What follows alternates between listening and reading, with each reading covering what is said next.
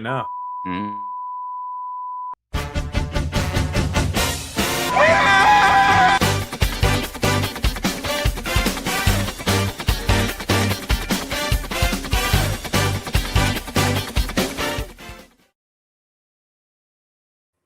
Sunday, another case of the Scaries to start work week. Welcome to the newest edition of the Sunday Scaries. We have all your gore, lore, and more, covering all the latest horror happenings, slicing open all the latest horror news, and dissecting it bit by bit, finding all those juicy innards. Pour yourself a nightcap and turn your fright lights while we take you on a tour of terror. Gentlemen, Hello. look at these lovely guys here. Picture perfect. What's going on, happening? fellas? Oh, you know, it's another Sunday, as you said in the intro there. Just hanging out. Had a pretty fun weekend. I'll be excited to discuss some of the cool horror themed things I did yesterday. I didn't expect to do it. It just kind of happened. So really cool stuff there, but not too bad. How about you, So fellas? you had a scary Saturday? Is what you're telling me? Yes, that's what I'm saying. I had a scary Saturday. I did some cool stuff. I had a Sunday scary today. Oh man, what happened with your Sunday scary? So my cat wasn't coming back home, man. I gotta go find him, right? So usually back by his dinner time, 6 p.m. So we have these AirTag collars. We can figure out where they are. And he's been at this person's house. You know what I mean? So I go over there. I'm calling around for him. I don't want to knock on the person's door, right? But anyway, eventually I hear him squeaking.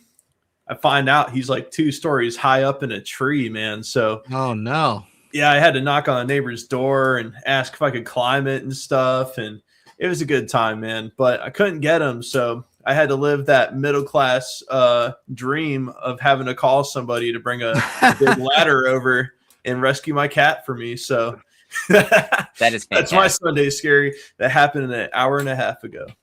How long was the entire process, beginning to end? Maybe 15, 20 minutes. And 10 to 15 of that is me up in a tree trying to reach this poor critter. And I'm like, I want to climb on these flimsy branches and fall. So I had to do what I had to do. Which one was it? You know which one it was. Was it George? Oh, no, it was Chumpy. Chumpy? Oh, man. That's I was surprised. I was like, I don't think so.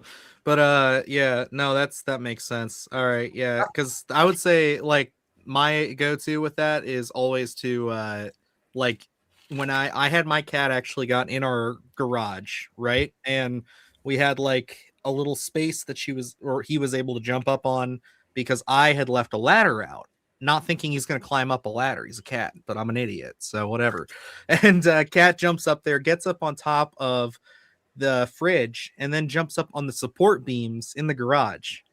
So I'm like sitting there, I'm just short enough. I cannot reach my cat. And he's like freaking out. He wants to jump down to me, but he's too afraid to do it. And he's a big boy. So it's like he's got some pounds on him. I'm not going to lie. If he landed on me in the position I was on the ladder, it was not going to be pretty. And because he was going to have his claws out. I know him. And yeah, dude, it was stressful. I ended up finally going and grabbing a piece of plywood and literally just standing there for like 5 minutes, just intermittently, because like my arms were getting tired after a while, just waiting for him to get enough like courage to jump down on it. So once I finally felt him like putting some pressure on it, I just like slowly started like dropping it, and he finally let go. It was like the most stressful afternoon, and that was shortly after we had gone full time. So that was like within the first few days. So really, I didn't realize that. Huh. Mm-hmm. Yeah, that's me, but my thighs, man, because I had my left foot in between like the main part of the tree and like the little branch offshoot, and then my other shoe was like I was just pushing up against the main tree, just trying to stay there. Come on, bud, come on. He literally touched the tip of my hand like a couple of times. I'm like, dude, just jump and I'll catch you, but they're just not that smart. So he was teasing me, is what it was. He's like, he was like, you're not gonna come up here. Yeah, I imagine it was like he's probably in a very similar situation where it's like he didn't have a lot of space, because like that was the thing with Bug on the beam, was like he didn't have a lot of space. So it's like when I would just try to get my hand like under him and like try to like push up on his belly or his chest just to like show him like, hey, I got you, like he would just freak out because he's like, no, dude, like I'm gonna fall off. It's like, I got you, bro. But nope. Bug on a beam. I love that. It's got a ring to it. But what's going on, everybody? Happy Sunday, weirdos. What's going on, Violet? We got Gannon here. What's going on, Murky Water? Welcome. Gracie, welcome. Good to see you. Artie's here as well. Happy Sunday, children. What's going on? Mr. Boone, what's happening?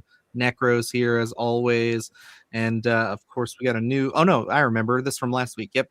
Kaka727. I like it. What's going on from Australia? Gotta say, that feels insane. Love it. That's international here. Right? That's like wild. Like when you get so many people from like other parts of the world who just like comment on the stuff. I mean, I know some of the people here are just like all over the place, are regulars too, right? So it's like, it's just crazy. I love it. Especially when it's like, I mean, for us, when we do this is 9 p.m. Eastern time for us, but it's like, you know, people that comment and it's like, it's 2 a.m. here. It's like, it's heartwarming to be like, man, I think we've all been there where we're just scrolling on YouTube when you can't sleep or you just click on something. Wake up for a minute or something. Yeah. It's like to actually join the show and listen to us chat for 2 hours about horror stuff is really nice. It puts things into perspective, I think. Yeah. Very cool. And then Mr. Boone here actually shared a pretty tragic story here involving a cat. That's why I never let cats outdoors without a line. My cat from childhood died freezing in a pool during spring. That's horrible. Yeah, that's like one of those. I've never had a cat stuck in a tree. All of my cats have been like indoor cats. So anytime one of those cats sneaks their way outside, that moment of terror that is in the pit of your stomach, like I gotta go grab this cat. Oh yeah, and they're fucking fast when they're outside and don't want to be caught. Yeah. One of the things that's like always tough, not so much anymore for us. Like our 4 cats are like, some of them are getting pretty old, so you know they're really not. They're pretty happy with the house, I guess you could say. So it's like they're not like, they got their whole open world. They can do whatever they want. So they really don't run out as much. But like I remember having like, just especially at my dad's house, because like we had a large backyard, like huge fields and stuff, and it was all the properties around us were like that. So it was one of those things where it's like we had like just backyard animals, and stray cats were a normal thing. So like every once in a while, you know, every couple summers you'd get a litter of kittens that would just show up and just start bouncing around the houses, and you try to round them up and, you know, give them away or find them homes and stuff. But yeah, it didn't try to get the moms and get them fixed and stuff, because it's always a thing. Like you got to keep an eye on them because they will get out of hand quick.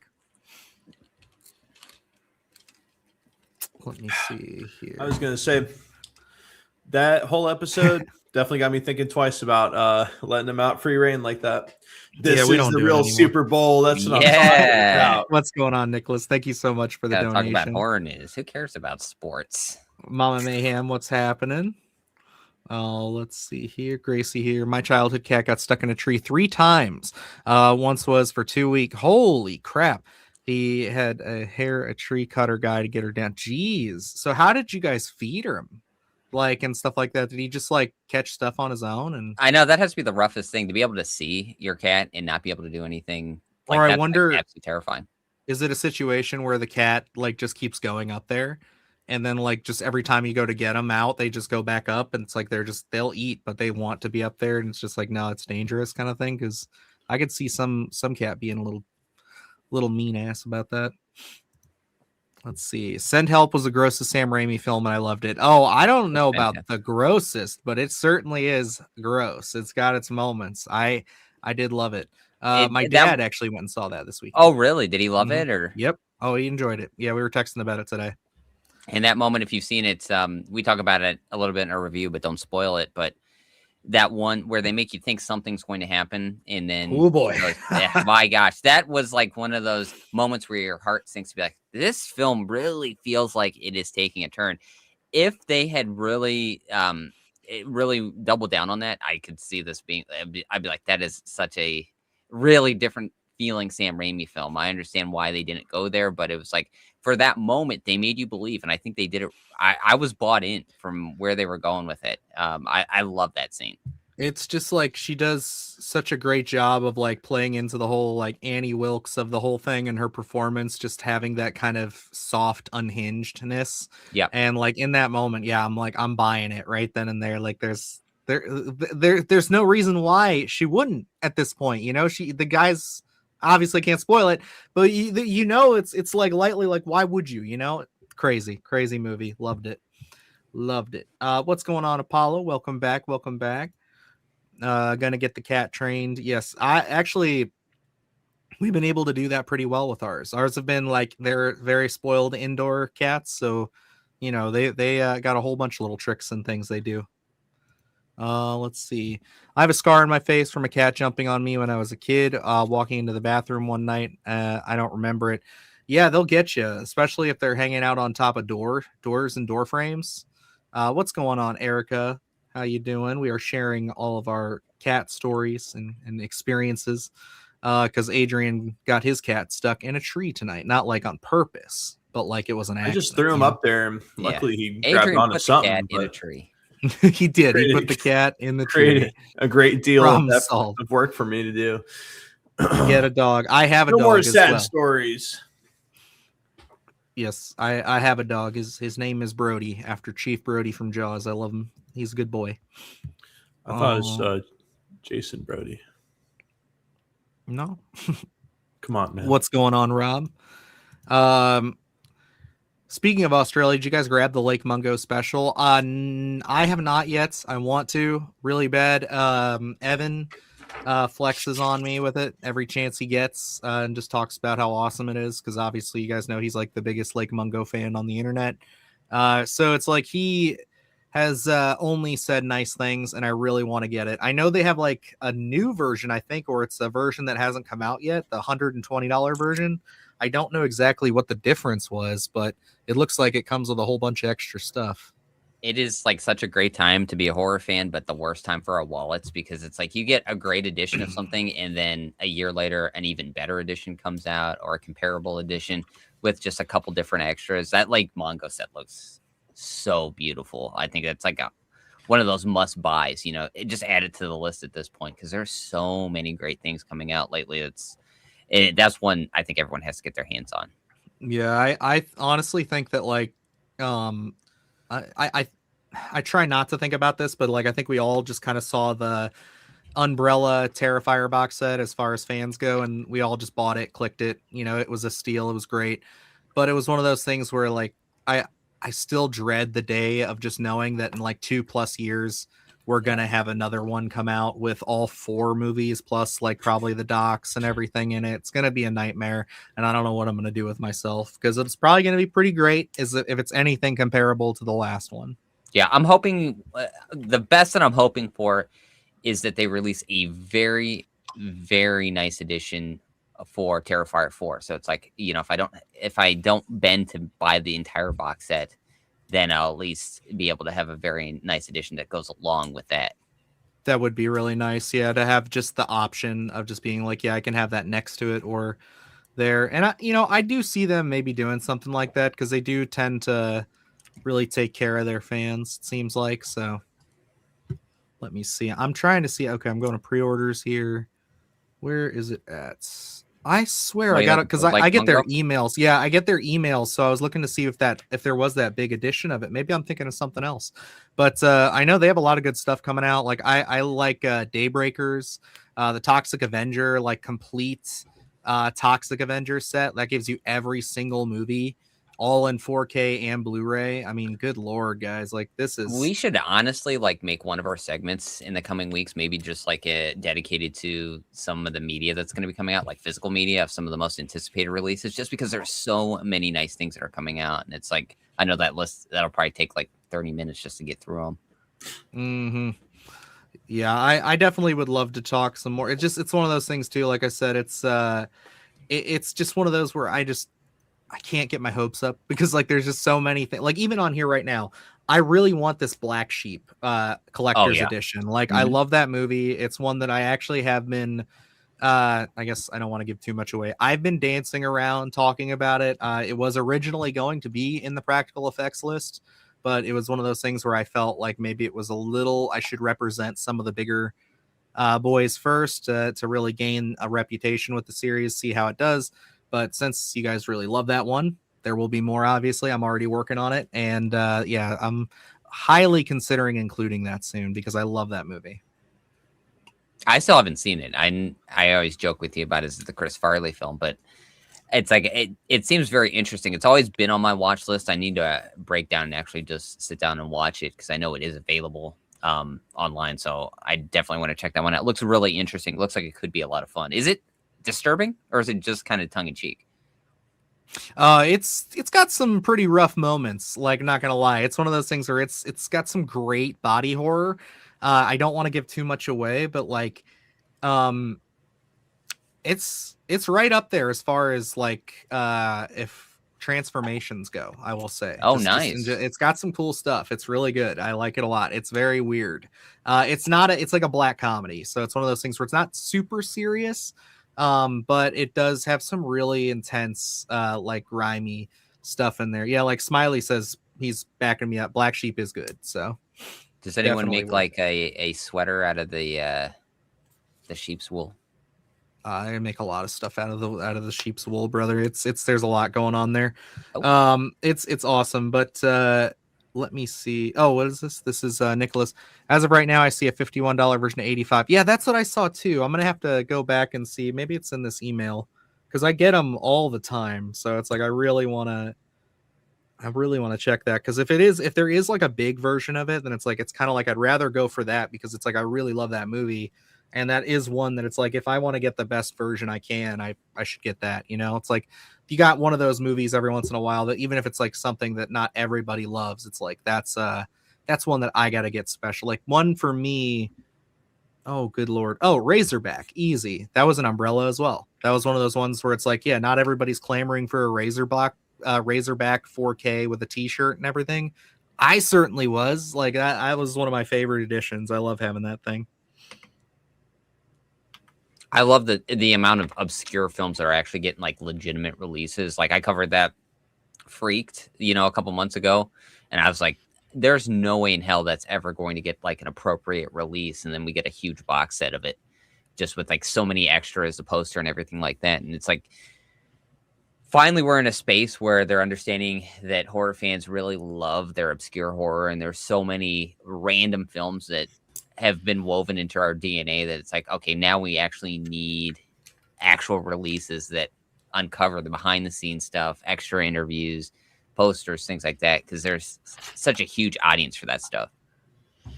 All right, so I figured out what's going on in the ad, in the promo. I don't know if this is how it actually works there, but it says Australian releases. It quotes like 135 on some of these. For the Lake Mungo, it says 120, but when you click on it and go to it, and it goes to the actual like my areas like price, so the United States USD 85. So that's where I got the 120 figure. Because yeah, I was like, if there's a bigger version, I'm just gonna wait for that. Because like, yeah, I love that movie, so I would love to own like the scripts book and everything, especially the way like Evan's been talking about it. Sounds like it's totally worth it. I bought the Terrifier box set with all 3 movies, the poster, and a little brick fella and glasses and some other crap. I opened it and I own them, but never used them because I have them on digital too. Yeah, I've actually watched Terrifier 3 and Terrifier 2 off of it. The transfers are gorgeous. I'm not going to lie, my favorite way to watch these movies, though, is because I have all of them, especially now with, I haven't watched All Hallows Eve or Terrifier, but I have them all now on VHS. And because I have that VHS player and the TV over there, sometimes I'll just throw them on and just like have them on while I'm like tooling around with stuff or moving things. I love it. Yeah, I think being able to seeing these re-releases, I know they just did a Cabin Fever release for VHS. I can't remember. I think it was Lionsgate maybe, but I love that we're getting these transfers from iconic films that are just being able to be seen on VHS. Like I have Halloween on an original Halloween on VHS, and I've had that for a handful of years now, ever since I got a VCR. And it's like, I love to put that one on in October and just watch it because it's so nostalgic. It's reminiscent of when I first watched on the big box TVs. You know, it's got that quality to it, and it's just so much fun. I love being able to, especially like Terrifier, things like that, where you get to experience those when they weren't released originally on VHS, but then you kind of have that nostalgia aspect to it because it really does fit right in. I love that there's a big market for that now because, again, we talk about a huge audience for horror fans and how much they love obscure things, and it's like VHS is a huge market. It's becoming such a lucrative thing right now where I know Dylan is, I am a big on Facebook fan pages for like VHS stuff where it's like you always find things. I had to get that They Live VHS, you know, and it's like it's fantastic. I put that on one time. I only watched it once because I'm so afraid of like the VCR burning out or something. Yeah. But it's unmatched quality to watch it like that. And I have like 4Ks of that, but it's like I love the VHS quality. It's a vibe, especially around like I don't use my VHS like player much, especially where it's sitting right now. But like once I can get it all fully set back up and like everything's rocking, like during October this past year, like I put it on a couple of times just while I was down here editing and just had it on in the background. Like it was like I was a kid playing with action figures, you know what I mean? Just putting a movie on and just doing whatever. And it was great. I have ADHD, so it's like just kind of tuning out and then like looking over and seeing Terrifier 2. And then I watched Darkman is another one that I play all the time because I have that one. I have American Werewolf. That one is kind of rough though. That version is a little. It's got a lot of grime and a lot of like the panels kind of like go up and down a little bit, like the tracking is off. You mean because of the actual VHS itself? Mm-hmm. Is that okay? Gotcha. Mm-hmm. So that one I think is going to be pretty. It's on its way out the door. Yeah, it's like I have them right beside me here, where it's like the Blob, Silver Bullet, things like that. It's just what a lovely quality. I have like Psycho 2, 3, and 4 on VHS, and those are really fun watches just to throw on and really experience that stuff because I didn't see Psycho 2, 3, or 4 when I was younger. So it's like to really just be able to throw those on and experience it like how it was meant to be experienced back when it first came out is so much fun. Agreed. And then Gracie here. Speaking of Terrifiers, anyone watch the new Lauren Lavera movie Twisted? I thought it was pretty fun. I have not. We were originally, I guess I can say this now because it's gone and past. I didn't follow back up on it, so it wasn't my bad. But we did have an offer to interview Lauren Lavera for that movie. We put in for it. I filled out all the stuff. Never heard back. So I don't know what happened. I know a couple people got interviews, so I'm happy for them. I'm glad they did it, but I do want to check it out. I am curious.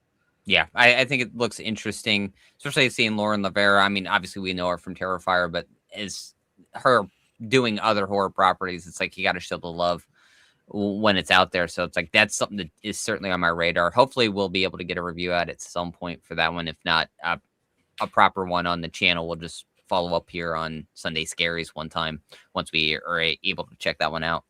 Nice. Yeah, fun fact, the order I did for Umbrella was so severely pushed back due to high demand that my $140 plus order for the Terrifier bundle was refunded and they still shipped it to me.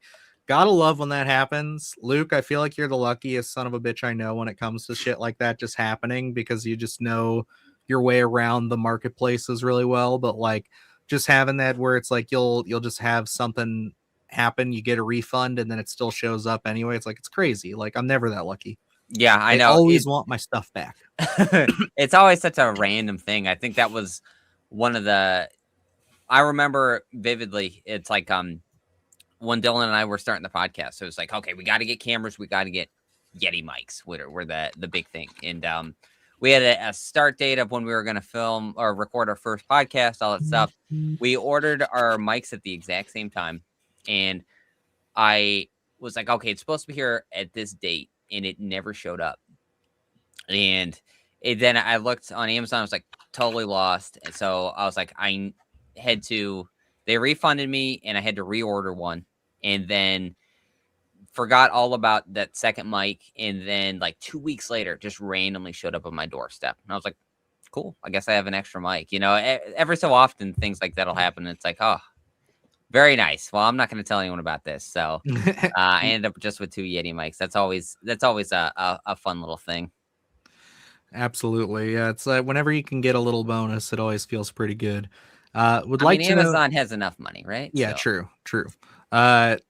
Would like to know about that so-called Wolf Creek 3. Yeah, I would too. I hope we get some stuff. I mean, didn't they say it was in production already? Every year they say that they're either in production, close to production, it's gonna come out, and it's like, well, what are you doing? You know, like, it's at this point, I'm waiting until I see a trailer. Once I see a trailer with a release date, then I will say it's official. Because like right now, I'm not like, I don't know. Like, I think the last update we got literally said that it was supposed to come out 2026, and it's still, again, small movie, so it could get like crap coming out in 2 months before the movie comes out. Yeah, so it's like one of those where it could happen. But I really want it to pan out. I did like the show. I still have to watch season 2, but I did like the show a lot. So I still have to watch the show, and it's wild to think that Wolf Creek still feels like a small franchise where it's like it's such a great quality, and what they do with that story and just how disturbing it is, but the performances as well. It's like John Jarrett is just like, good God. Like I know a lot of horror fans, especially like people that follow our channel and all that, really know Wolf Creek, but it's like one of those things where it has to be seen by way more people. I remember when Walmart released that steelbook of Wolf Creek a few years ago, and it was like the first actual physical release of it. And I remember not even knowing that. And then I think I told you, Dylan, I was like, it's apparently the first actual physical release for Wolf Creek. And that kind of blew my mind, where it's like, I remember seeing the very first film and being enamored with it. I was like, this is such a very intriguing, unique film. We talk about our love for Australian horror. When I did that list for Australian horror, it's like Hounds of Love still remains to be one of my favorite. It's disturbing as hell, but I love just the performances and how the aura of that film goes. And it's like that the loved one, things like that, where there's just so many unique takes. It has a very unique vibe. And Wolf Creek is one of those franchises I feel like it needs way more love than it does by just a bigger more audience. Stuff in it for sure. Because like the idea of like Wolf Creek, the first one, being so grounded and so serious and taking its time, it's such a slow burn. And then like Wolf Creek 2 is the complete opposite. It goes full slasher, over the top, cold open. Oh my goodness, man, I love it. It's insane. Yeah, it's one of my favorite cold opens for sure. I mean, one of my favorite, just flat out. I still say I think I prefer 2 over 1, just as far as just like rewatchability. Like 2 is such a breeze, and like I love the ending when it's just him and Mick Taylor just going back and forth, and they're singing to each other and shit, and it's just like, I love it. Like, it's just the psychological games they're playing so good. I mean, really, we say it all the time, like Korean horror, Australian horror, like those are probably the 2 biggest names in, like, I mean, Argentina has been really showing up lately with like they had Terrified, and then When Evil Lurks, and then The Coffee Table. But like, yeah, Australia has just been like dominating horror for many moons now, and they deserve it. Yeah, it's like one of those things where you don't even realize it until you actually stand back and be like, wait, that's really consider that's an Australian. It's really perfect. Necro just mentioned Indonesia. Yep. Absolutely. Yeah. My God. I was just thinking that. It's like, yeah, I should have mentioned that too. Well, yeah, really wonderful stuff. And when I say wonderful, I mean disturbing as fuck. But it's like, there's so many great things going on in the horror space. Like what we would deem as foreign horror, just international stuff, is really perfect. They have just such a vibe to them. Psychologically, they feel different, Yeah, like it's like they just always have like they have that quality that I feel like, because maybe it is just because they are foreign horror to us, so maybe it just has that kind of other mystique to it. But I really feel like some of these movies have that same like appeal and feeling that like a lot of horror movies from the 80s and 90s would have, where the concepts are so great.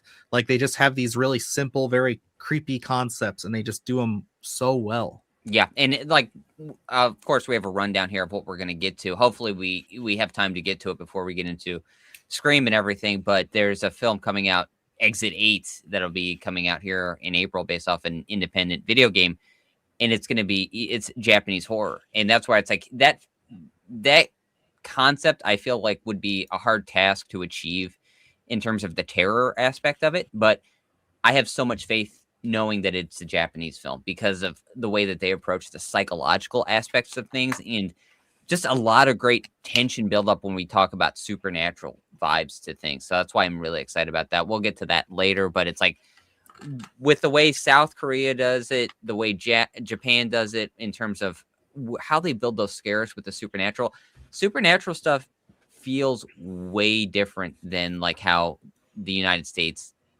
approaches supernatural with the jump scares.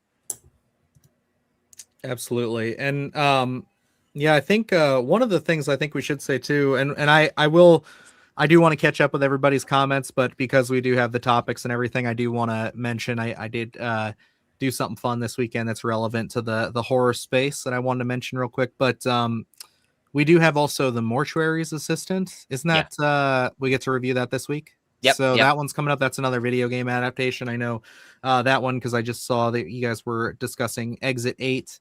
So, because isn't that the Violet said that's a video game? Yep, that's an independent video game. Okay. I want to like. I love.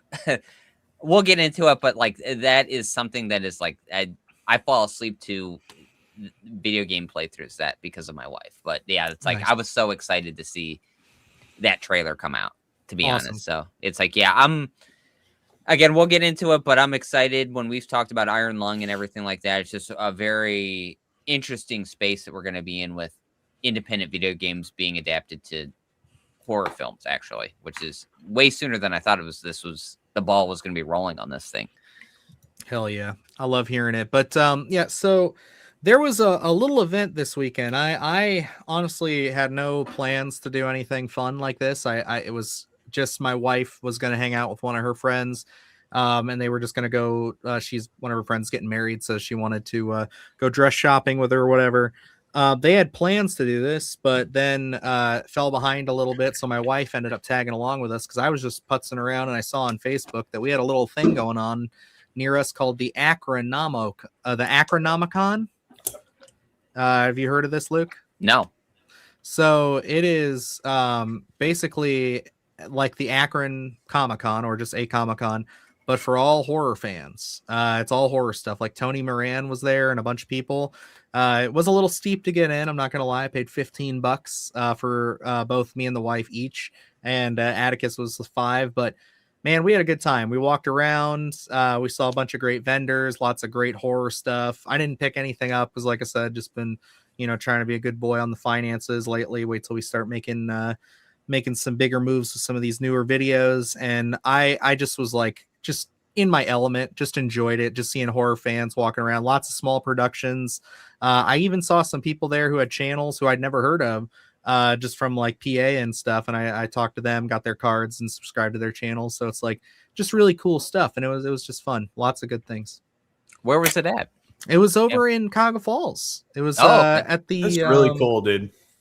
Amenios. Media Center. Okay, yeah, I know what you're talking about. No, it totally passed me by. And so many things like that happen around here, to be honest, where it's like I'm not even aware of it until the week of, and it's happening that weekend. I'm like, oh shit, I totally missed it because we had a I think it's already passed. We were talking about like physical nostalgic media. We had like a thing going on, I think it was a couple weeks ago, where it was like VHS, like physical media stuff going on VHS, and I totally forgot about it. I remember hearing about it, and I was like, I gotta look into that. I gotta put it on the calendar.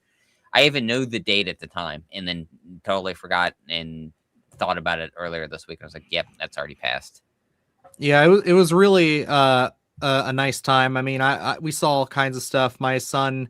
I will say he did get a couple of things. He was a really good boy through the whole thing because it's kind of tough. I mean, obviously, those of you who have young ones with like he's almost 4, but sometimes they get a little overstimulated, a little overwhelmed with everything there, and they can get a little like testy. So he just did a really good job through everything. Like he just walked through, enjoyed it all. He was really just taking his time. He asked to pick things up and stuff, which is huge for a toddler. So we ended up getting him a couple of these little 3D printed dudes. He got a little Godzilla and a little Demogorgon. So he's been playing with those all weekend long. That's fantastic. There is I have a sore spot for the 3D printed things because this past It was October. They do this little flea market out in Kent, and I went there, and I got my daughter a couple. It was a 3D printed Charizard, and I was like, try not to spend too much. They had a 3D printed Art the Clown, and I was like, I shouldn't get it right now, and it's haunted me ever since that I had not got this because it was so fucking cool. I should have planned for this better, man. I'm sorry, but I did take these pictures and I was going to show them to you. I think these might be close to what you were talking about. The little characters. That's Gizmo. Yep. Yeah, they have Pennywise. Are you shitting me? They have Sam. Oh my gosh. They have. Did you get a card?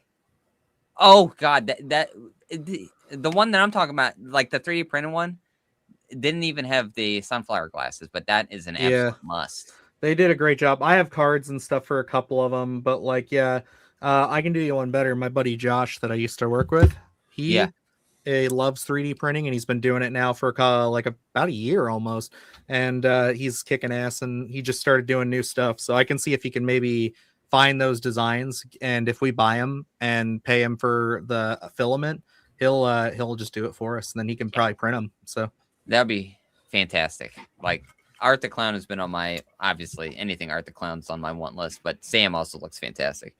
Absolutely. What's going on, Stephanie? Welcome. Let's see here. What's going on? Good evening. Happy here. What's happening? I saw a lamp at a HorrorCon once, and it looked like a VHS of the Toxic Avenger, and I didn't get it, and I think about it every day. Yeah, see, that's the thing about those cons, too, is some of that stuff is like, if I don't get this, especially if it's vintage or old, it's like, if I don't get this here, I'm not going to see this again, or I'm going to have to pay inflated eBay prices. So, yeah, but I was a good boy. Like I said, I was there. My wife also, she never gets anything at this stuff. She's always the adult, and I'm always the child. So I was trying to be a good boy, but she collects a lot of like kind of witchcraft memorabilia, stuff like that. So she has bones and stuff, and she wanted a rabbit's pelt, but they're like really expensive. But she found a vendor there who sold her one for $15. So. Oh, that's fantastic. Yep, she had a great time with that. I know she was super happy. So it was just great. I didn't anticipate it was like I said, I didn't plan on it till the night before, because I just thought I was going to have to get Atticus out of the house and do some stuff while my wife was away, and we were just hanging out and just having a little father-son time, but turned into a whole thing. So I figured I'd share. And I don't want to prolong our discussion here on these things, but we had a couple of years ago, we have one every year, but we haven't been where it's a punk rock flea market here around locally. I missed this past year, both of them. Yep. And they had these really like custom made critters that are just like absolutely gorgeous. I have this one random one back here, and that's just kind of like a mass produced one. I believe that was like an Etsy or like a Temu type one. Yeah. And it's like but these things are like custom made. I think, what are they, like $100 or more? I think they're pretty pricey, but they are absolutely gorgeous. The critters might have been 85, because I think it was like 85 and then like 120 for the guys, because he makes those 12-inch dudes. Yeah, who are all custom, and they're like all like serial killers and stuff. It's awesome. It's just the best, and he's there every time. But like, I love his stuff as well. So, man, let's see. What I saw one more thing in here I wanted to touch on real quick. Oh wait, somebody needs to do a 3D printed gruesome kill scenes that could never be sold in stores. I mean, see, that's the thing about these places, is like, you will never get stuff like this, or it's just like custom stuff that they make. Like, one of the things I was impressed by, and then we will move on, was they had a 3D printed castle. Like, it looked like a whole, like, it was one solid piece. Oh, by the way, I did see somebody there who was a 3D printer. They had the iron lung popcorn bucket. Yeah, they must have printed it, because they had that one there, and I got to see it in person. It was cool. It was big. It was like really big. that's going to be our next side gig is when we get like everything settled. I think we should invest in a 3D printer, and then we'll just like print out gruesome scenes and things like that will never be made ever, and it'll be like a Splattercast edition. Okay, so here's the thing. My buddy Josh and I are like big into collecting figures and stuff. Like, really before this became my thing, that was my thing. I was collecting Marvel Legends and shit all the time. But one of the things that they never do is they never make enough like accessible like dioramas that are like scalable with 6-inch stuff. So we've talked about it, and he's already built some of the stuff with his 3D printer, but it's like we just want to get into the business of making like a booth or something at one of these shows that just sells like crates, wall gun racks because they all come with like, I think I even have one. Yeah, like these little G.I. Joe guys come with these guns that like have removable clips and shit. So it's like if you could just have like a little gun rack and make a little setup like for your thing, it's like a diorama, dude. It'd be so cool. And with 3D printing, it's like sky's the limit, you know? Yeah, absolutely. Dude, I've been seeing those 3D printing pens, which obviously aren't going to do as great of a job as the big machines, but it just kind of puts into perspective how accessible some of these things are going to be, going forward. Mm-hmm. Come on, man! I just started talking. My camera stopped working. Damn, I'm sorry, bro. I made it all that time. I collect Pokemon stuff. Well, hell yeah, Adrian actually has a nice collection of Pokemon merch going on. If his camera comes back, he's got some good stuff back there. You can actually see it in the picture. There's like a Cyndaquil right by my right ear. Yeah, he's got some of the old plushies from the 90s and stuff he just has, and then like they're really great. All right, he'll be back with us. But I think we should transition into some of the news because we do have some big topics today. We've already talked for 41 minutes on just random cons and other shit. I always love doing this, but I always feel bad because I know there are some people in here who would just like get to the fucking news. I'm like, okay, we'll get it. But I love the convo. We had a good chat going on. With all you we had guys. a really good chat. But let's hop into some of the news here. But yeah, Adrian, if you want to take it away on your Pokemon stuff for a second.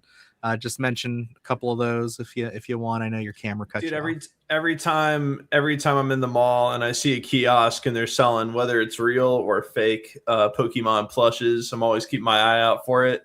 I feel like I want to collect the legendary birds, the legendary dogs, all those. But yeah, in the back there I got Typhlosion and Cyndaquil. And then my finger is like touching it on the screen, but I got a couple of those like Mega Blocks or Lego Pokeballs. That was the best idea they've come up with, is making miniature Lego Pokemon. Because I mean, everybody who knows Pokemon's got a favorite Pokemon. No, it's all about side questing, and I love the random chats. I appreciate you all so much. And it's like side quests, yes. It's one of those for me where it's like I do also love my Pokemon stuff. My son is a huge fan. He just loves everything. But like one of the big things he took from his Uncle Adrian there is those little Pokeball Lego characters. Like, man, if he sees one in the store, he is begging for it all the time. And then he actually, if I remember correctly, didn't he bring you one last time we came down? Or I think so. Okay, that's right. Yeah, because I'm like, he either did that or I'm spoiling a surprise. Because I remember he got one. We found one at like an Ollie's. They just had a random selection of them, and I said he could get one, and he actually said he wanted to give it to you. So I was like, oh, that's nice. So it was a little Mudkip, I believe. That is right. That's what it was. Yep, that is correct. But alrighty, why don't we take it away there, Luke, with the news? Let's get into some of this this crazy week of horror. Absolutely, goodies. A lot of stuff to uncover, but we'll start off with one of the most iconic horror franchises. And we covered it a few months ago in terms of the rumors that were going around in the bidding war that was ensuing, or at least the rumored bidding war. It looks like we've come to a conclusion, and A24 has now picked up the rights to Texas Chainsaw Massacre with TJ Molnar and apparently spearheading the newest, what we're going to see as a TV series with Glenn Powell executive directing. Now there's also apparently a new film in early development. We don't know if that's going to be tied to the actual TV series or it's going to be a standalone thing. And if that's going to be on Netflix, like we had seen the last one, or it's going to be on a theatrical release or a different streaming service. We did have the co-creator Kim Hinkle come out and say A24's embrace of boundary testing genre film, and its record of working with artists who are inclined to test boundaries made them a compelling choice. He also said In Place gives us the best shot at a series that could be genuinely eye-opening and unexpected. There's an epic tale lurking in the Chainsaw backstory. So it looks like we might be uncovering some Texas Chainsaw Massacre roots. I don't know exactly what they have in store for us, but we are all big fans of Leatherface and the Sawyer family. So it'll be intriguing to see what avenue we go down. But this being such a precious franchise in the horror space, there's always that what if they kind of tell us too much or ruin the lore of the original. How are you guys vibing with this one? I feel like this is as a noob, amazing idea, man. I love it when franchise IPs break the mold and try something out of the box there. And I'd be really interested to see kind of just that aesthetic, abstract storytelling that I'm used to from the A24 films that I've seen. Yeah, I am excited about this. I mean, the pairing of names here in the headlines alone are really intriguing. I mean, Glenn Powell, you said he's going to be executive producing? Yes, correct. Yep, executive producing. So I don't know how much that in terms of creativity. I think when we look at executive producing, it kind of is a difference in terms of what kind of power is there. So I don't really know what that means, or it hasn't said anything about him starring in anything. I think that could be a possibility as well. I think that'd be intriguing. Glenn Powell being such a big name, I think right now, and having him at least associated into the franchise could be a pretty big deal to kind of get a general audience, at least. I think there is an audience for Texas Chainsaw Massacre, but I don't know what kind of staying power it has in terms of just getting eyes. Like Leatherface putting up against Michael Myers, Jason Voorhees, or Freddy Krueger. I think maybe Leatherface falls to the back of the line just because we get stuff, but we don't get regular stuff. And I know we haven't seen Friday the 13th in a minute, but where I remember growing up and like haunted houses were always Freddy Krueger, Michael Myers, and Jason Voorhees. And then Leatherface would also be there, but I remember being a kid and those ones being the main players. So I'm curious to see if like having Glenn Powell associated, maybe even an acting role, will get a bigger audience for this. But I know Texas Chainsaw Massacre is a pretty big deal. And I know I'm excited to see this long form storytelling. I do like the idea of a series. I did call Adrian yesterday to update him about this story because I wanted him to just kind of understand a little bit of where we've been at, because I know Texas Chainsaw is something he's not well versed on as of yet, but we'll get there. But it's one of those things where this was like the only thing that really hangs me up in this is like, so this movie ordeal too. It's like, all right, so that is just still, if I'm remembering this correctly, that's still just that other potential Netflix thing. That's what they said in the article here, but it's like that. So that would technically, if we're going off of what it is supposed to be, that would be like the follow-up to the one we got in 2022, ideally for that one. I don't know exactly of what that's going to entail. I'm curious because so we had the one in 2022. And at least for us, it didn't work for us. I know there's an audience out there for it, but it seems like overall it didn't necessarily work for everyone, or wasn't what everyone wanted to be. So it seems like this could very well be a complete pivot in terms of A24 getting the rights and saying, let's tie this to whatever the TV series is, or if maybe we have a completely different idea. I feel like this could be a complete redirection in terms of like, let's just revamp everything.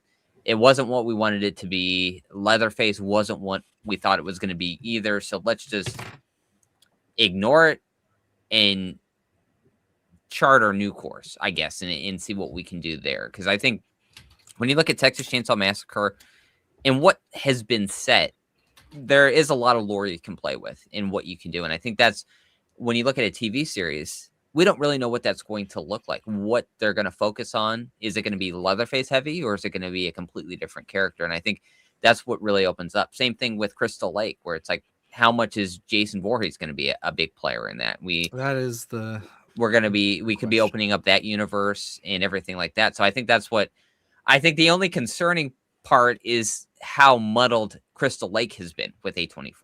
and then now we're acquiring another property that is very precious in the horror space, and we've been waiting. I think that's got a December release date from what I heard last. So it's been a very long time for us waiting and twiddling our thumbs, wondering what the next or Friday the 13th property is going to be. So that's my concern with this, is that are we going to get, hey, we have a clear direction, and then months later we're going to be like, wait, not so much. We're firing everybody and we're bringing on a new showrunner, and we're kind of redirecting everything is what I'm concerned about.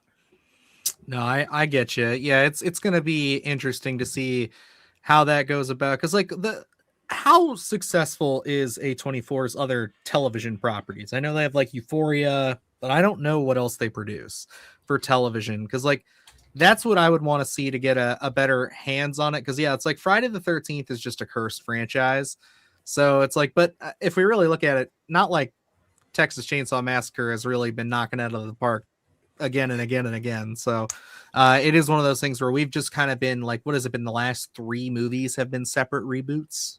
Yeah.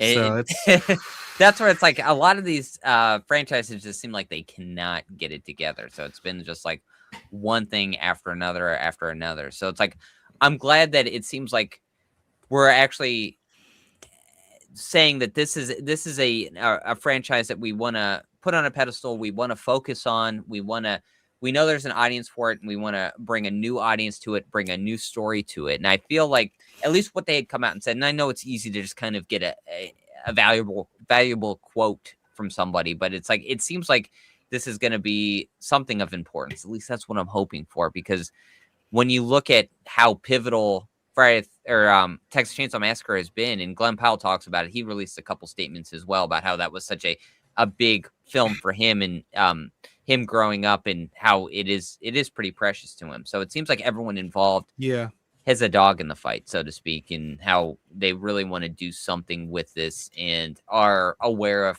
maybe how muddled everything's have gotten, and it's just not where it was when Toby Hooper had control, and where we were going with that, and how pivotal it is in the DNA of horror fans, and it just kind of lost its way. I'm hoping we kind of get a redirection.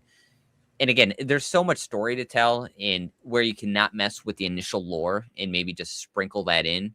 And that's what I'm hoping for here. I'm hoping that they can kind of just find their own path.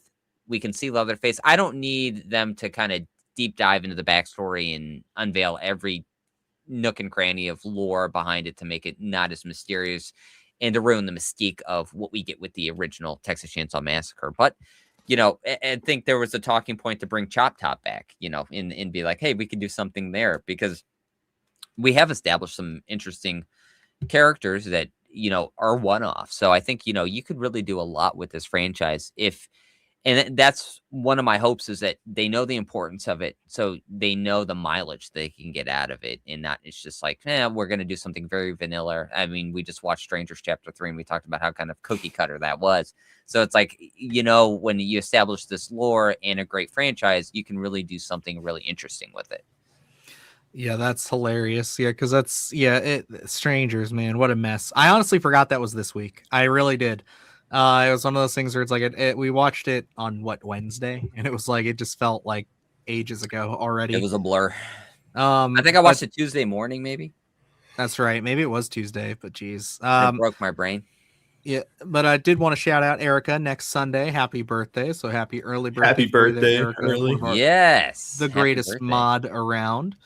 And then let's see here. If your niece takes care of those Pokemon cards, might be able to pay for their future. I have a work friend right now who used them to help him out of a tight spot. Yeah, I was gonna say Pokemon cards. I know I saw the conversation going on. It's lucrative. An insanely lucrative thing right now. It is craziness. I went to a Walmart. I don't go there very often, but I think it was because we had a movie out there. This was either in like November or December. It's in Tinseltown. Is that Walmart right there in Canton? And I went in there, and I was just like kind of putzing around. I went back to the like memorabilia section because they had all the horror stuff out, and I was just looking to see what was left over. And there are these Walmart employees just talking about how these like dudes are just like waiting up front for cards, and it's like, dude, it's getting ridiculous. And I was just like, really? And I didn't think much of it. went up to go check out, and it's like the card section was right there, and there's just a line of like 7 dudes waiting there. And like, I'm pretty sure the guy in the back said that it wasn't going to be available till the day after tomorrow. And it's like, why are you guys waiting here, man? Oh my God. Like, that's craziness. I see videos of that where it's like people will call out, older guys just waiting to buy up every set so they can try and resell them. It's wild. I remember being a kid and Pokemon cards being so huge and everyone trading them in the, at recess and stuff like that. And then kind of not really hearing anything about them. I think they kind of just really lost their value for the most part. And then just there's this huge resurgence in them. And I know people were starting to kind of like look through their piles and be like, I know I have them somewhere out in the garage or in the basement. And it's like they've just been concealed for so long. But it's funny how they have just made such a resurgence nowadays. Mm-hmm. Yeah, but I did want to refocus a little bit back on the TCM talk, just because I did have one thing I did want to pose to everybody here before we move on to the next story. Is with this being a series, okay, so we'll focus on that part. Whatever the movie is, we'll figure that when we get there. What do we want to see, guys? Do we want to see an attempt, like Luke was saying, to include as much of the original timeline and the original films as we can and just kind of move from there? Do we want to see something that is, again, a straight reboot that is very much in line with kind of like what the Jessica Biel 2003 in the beginning was? Or do we want to see something, and honestly, this is probably my only real true approach. I see them doing this and making it work, is if we did a straight follow-up to number 1 and for the series, and then as seasons go on, we introduce like characters that we got to know. I know I saw some love thrown for Matthew McConaughey. Luke mentioned Chop Top. He's one of my favorites.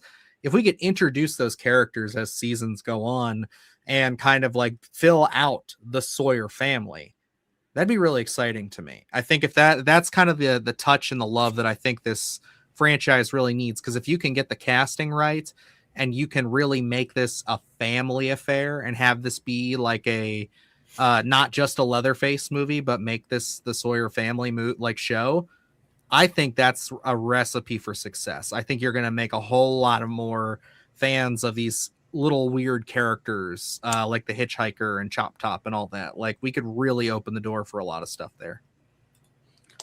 Yeah, I think I'm 100% with you, Dylan, where I think, you look at the installments of Texas Chainsaw, and sometimes I think a lot of the time for me, they don't feel as cohesive. They feel like almost they're in the universe, but they feel like one-offs. And I think to take what we've seen already as a blueprint and just bullet point it and be like, these are the characters, these are some of the beats that we've seen, and then do a direct story right after the first one and just make it feel a little more cohesive. And you can make it feel more unique as the seasons go on, depending on how they want to do it. And just use the blueprint that we've seen already happen and just make it feel more cohesive. So we would see Chop Top. We could see Matthew McConaughey's character pop up, things like that, but in a more unique fashion, more kind of really focusing in on the narrative. Obviously, Leatherface will be there, and just making it feel more organic rather than these just kind of one-offs. It's like, oh yeah, we have to get Matthew McConaughey because we can't, get Bill Moseley back or, anything like that, and make it just feel like really story heavy. I think recasting him would be essential, and you'd have to do that. You'd have to do it for the cook. You'd have to do it for everybody. And I think that's where you open up a lot of things, where you also get to see really where they want to go with it and what they want to take into consideration. Because something that I think is really cool that I really love about, and I'm not even ashamed to say it, I think that I'll get a lot of praise for this. I hope I do. I really like the 2003 remake and the beginning. I think they're pretty good movies. I think Arlie Ermy makes those movies, and just like Apollo said here, rest in peace. But you could that's an original character for that remake. So you could really go either way with it. If you wanted to go with him as kind of the sheriff, the colonel type, or if you wanted him to go with more just like the cook and the more meek, kind of older, bumbling type, you could really go either direction and it just do a nice blend. Because it's like the 2003 and like the beginning that, for that era of remakes, those two rank pretty high for me. I think the Texas Chainsaw Massacre movies did pretty well out of that first round of like Platinum Doom's remakes. You know, and honestly, in any era, I'll put up that 2003 remake. I think it is so good. I loved it from the first time that I saw it, and I was so glad that people were coming around to it. And that scene where we're I love that addition, Apollo. I love when he finds out that he's burning his card, and he just like kicks the shit out of him. He's hitting his legs and stuff. That is such a brutal scene. It is so well composed, and it just feels mentally exhausting. I think the 2003 version has the mental exhaustion that the original has, you know, and that's hard to capture, especially as we're trying to make it as a bigger general audience film, but it feels gross. And that's what I think you need with the Texas Chainsaw Massacre. And I think the 2003 remake has so many great points about it. So it's like, I'm glad that does get some more love. There's so many great performances, and it encapsulates what that film needed to be. So it's like, yeah, if you take an aesthetic like that and bring it over, I'm fully on board. I love the portrayal of Leatherface in that too. I think it just has disgust. That kind of disgust is what the TV series needs. Exactly. I think so too. It's like, if you can kind of marry, like, I would say still make it a period piece, set it back, like I said, direct follow up to the sequel or to the first film, and marry some of that harshness, that disgust, like you said, from the 2 remake movies from the early 2000s, and like marry that with the just world building that we got throughout the years. Just take the best parts. And that's kind of what we've been saying about with what the potential for Crystal Lake could be. Is like, once we get past Pamela's story, like, are we just going to kind of cherry pick the best moments and best parts from the Friday the 13th franchise and try to tell, you know, a different and more engaging story that kind of weaves these classic important moments that we can kind of slightly twist some of them could remain more faithful. You know, it's like, is that what we're going to do with this? Because I mean, I wouldn't be opposed to it if they did it right. You know what I mean? Kind of like how I haven't seen the full series, but I actually watched a dissection of Hannibal, the TV series, and how they incorporate elements from those books. And because I actually listened to all the audiobooks for that series. And it's like, at least for Red Dragon and Silence of the Lambs, it's one of those things where it's like, I really liked how they implemented that for the story, where they did tell original stories around that. So, yeah.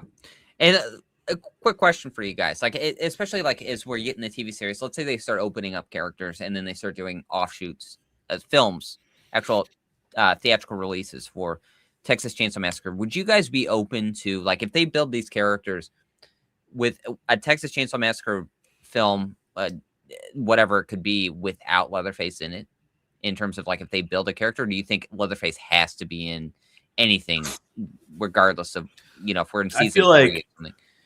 I feel like it could very well work like Scream. How do you say?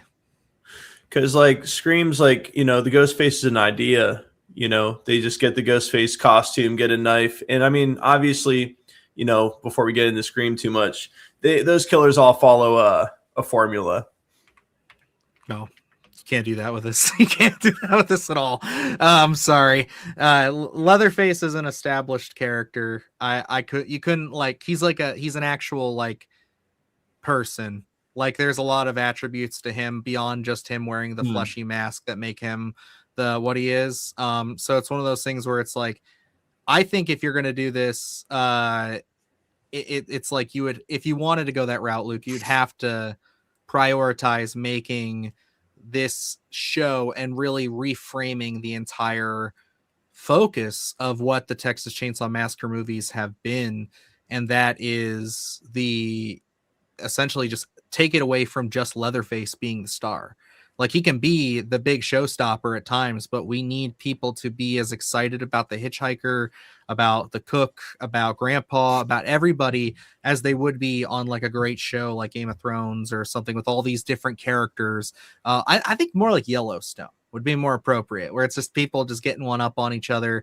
The family has interpersonal dramas and things they're like trying to screw each other over. It's like they're not all, you know, innocent, but until they have a threat they can all come together against. Like, that's the key to this, I think, if you want to make this a new franchise. Like, yeah, and if you want to evolve the franchise, and like what I'm saying is, I like Stephanie mentioned, who's holding the chainsaw. Like, I guess my take would be like how they're doing Crystal Lake, where it's called Crystal Lake. It's not Friday the 13th. It's called Crystal Lake. So whatever the offshoot would not be called Texas Chainsaw Massacre. And think of it for the take being, let's say Arlie Ermey's character was established in what we'd seen in the TV series. Would it be interesting to see that character go off without Leatherface and to do his own thing as being a pretend sheriff falling into an instance with a couple of characters? Would that be an interesting route to go in? Or would it be like, there is no series, there is no franchise without Leatherface, you know? So it's like, because I think something like Arlie Ermey's character could be an interesting take. Yeah, it doesn't have to be called Texas Chainsaw Massacre. It could be within the universe, but you'd have to really build those characters. I think Arlie. I tell you, just spitballing and out there, what you do is you have like 3 seasons that revolve around a lot of the major characters from the first 2, maybe 3 movies. And then it's like something happens in season 3 where it's like he has to kind of go like Leatherface and maybe even Chop Top or something. Like they go off to like southern Texas or something a little bit further, and they run into an Arlie Ermey-esque sheriff character who's like their uncle. Instead of him being the replacement for the cook, you can still incorporate the character, but have him just kind of be a different like member of the family. Because like that's the thing that I feel like is so established throughout, especially 2 and really within the remake, is just like how this family is so widespread, but they all kind of come back to this, how they can all kind of rely on each other because they all have these cannibalistic tendencies. So that's where I sit with it. Yeah, I think it could be interesting. Adrian, how are you vibing? I feel like I gotta watch more of the movies. I got you. Yeah, it's certainly gonna be an interesting time, the way that they're gonna open this up. Hopefully we don't run into any of those muddled issues like we saw with Crystal Lake in A24, because it's like, I think, especially after seeing the 2022 version and it just being less than satisfactory, I really want to see this prominence, because it has been a long time since we've seen anything really great from my perspective with Texas Chainsaw Massacre. So it's like, I really want to see them nail that narrative, really start building these characters. I think long form storytelling, like a series, is the way to go, because I would love for them to, like I said, make these characters more cohesive and feel like we have a direction. Because I honestly, with the remake and then it gets prequel, we're like, hey, it felt like we had a path to go down, and then after we got Leatherface in 2022, it just felt like, what are we doing here? It just, they feel like so many one-offs that it never really felt like it got the traction that I wanted. Yeah, I think that's really, they've never stuck to their guns on anything. So it's like nothing has ever been developed past, I think, probably that. It always seems like a pivot where it's like, oh shit, yeah, ever since Chainsaw 3D, it's like that's all they've been doing. It's just like, I forgot about Chainsaw 3D. Yeah, because Chainsaw 3D, it was like a reboot in a sense, following after the first. Then they went to the 2017 one, which was a young Leatherface, like kid Leatherface, and then we had the 2022 one, which had Teslas and stuff. So yeah, wow. No, bro, it's gonna get rough, Adrian. But you got some good ones in there. The real question is gonna be, whose side are you going to take on the debate of the great debate of Texas Chainsaw Massacre 2? Will you side with me, the sane, beautiful individual who loves it, or will you side with the trash rat man of Lucas over there who hates it? Well, that is a biased narrative there, Dylan. Whatever. I think Dylan's going to be right. No, I'm just kidding. Yeah, I'll let y'all know. I'll let you guys know. I don't want to say anymore, because like that's one of those things that like I feel like even for me, the first time watching it, I was so young. It was like that movie is that can turn so many people off when you just compare the first one tonally, everything, to that second movie. I feel like it's one that until you become a fan of Texas Chainsaw Massacre, and even then it doesn't work for everybody. That's when you can really appreciate too. I don't know. Also, I'm not a true fan. I don't think Dylan is gatekeeping right now. Unbelievable. He likes to gatekeep horror stuff. Absolutely if you don't Dylan is part of the problem. If you don't like Texas Chainsaw Massacre 2, I'm sorry, but you're wrong, and you should stop doing everything that you enjoy. This is the volatility, the horror toxicity that I have to. The clout. I'm a clout demon. Endure this all day, man. It's ridiculous. I tell you. Y'all let it get to my heads. All that hype button nonsense just completely ruined me. It's all getting to my head watching those points climb. Thank you guys for hitting the hype button so much, by the way. On a real note, why don't we hop into our next story here? Because I know we want to talk about. I know Luke, you're excited about this one. I'm really curious about this one because this is actually the only story I didn't check into because I was unfamiliar with the source material and I wanted to hear straight from the horse's mouth here. So let's talk about it. Okay, absolutely. Well, coming off the success of Markiplier's independent video game adaptation, Iron Lung, horror video game fans better get ready for another release. Neon will be releasing Exit 8 in theaters on April 10th, taking the Spot the Anomaly game to the big screen as Japanese director and co-writer Kawamura Genki brings some new terrorizing fun to horror fans. Hitting Japan last fall, the film grossed over $27 million and has received a lot of positive buzz before it makes its U.S. debut. But this being a Spot the Anomaly game, not in the conventional way of something like, as we talked about, the Mortuary Assistant or even Iron Lung to an extent, this is really kind of a repetitive video game where you walk through a hallway, you spot an anomaly. If you see something weird, you're supposed to turn back around and you move on to the next level. Oh, Dylan, we can't hear you. Sorry. I've seen this game now. I've watched people play this on TikTok. This I didn't know what the hell this was. It was just one of those things where it's like I think it was a dude who like got the record for like the fastest playthrough or something where it's just like he just was going back and forth between these two hallways and like was just like hitting shit real quick. I had no clue what was going on, but he got real excited at the end. Yeah, so, no, it's a really intriguing game. I was a little lukewarm on it when I had first seen it, and then, like I've said on the streams a handful of times, my wife likes to watch the horror streaming. She's a big fan of Markiplier, Queso, a few other ones, and I started off watching it, not really understanding it, and then it really just becomes this fun, almost interactive as you're looking through this hallway to see, is there a door missing? Is there a vent missing? Those types of things, and what is just completely different.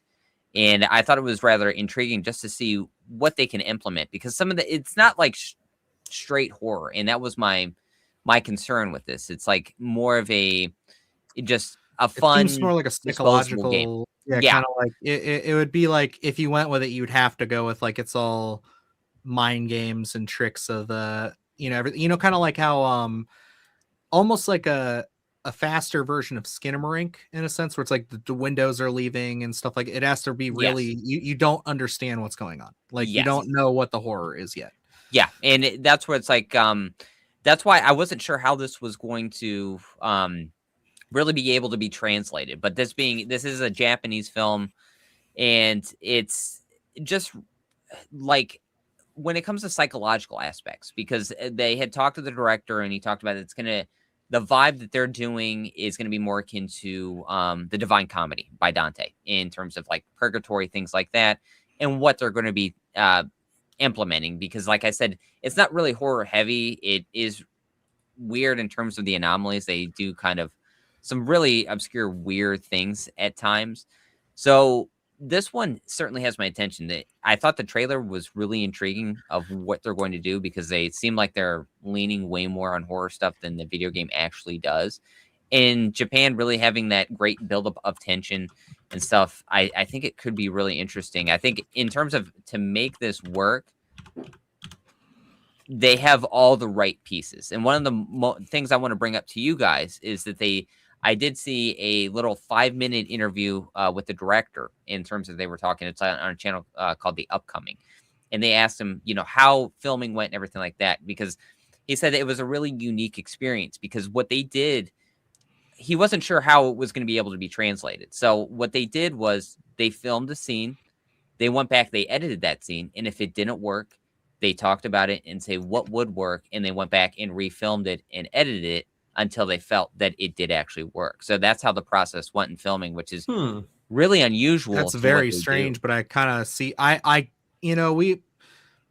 can't say why, but we were just having a discussion about a filmmaking process this week with a group of us, and there was a little bit of that I brought up about how with Shelby Oaks, Chris Stuckman was saying that like the freedom and the ability of tackling that first 20 minutes, that's the documentary, the mockumentary, and just being able to tweak that and add things as you go, and really it was scripted, but you were able to just feel it out and make it go. It's like that level of freedom is like it's nearly impossible to get without shooting something super simple.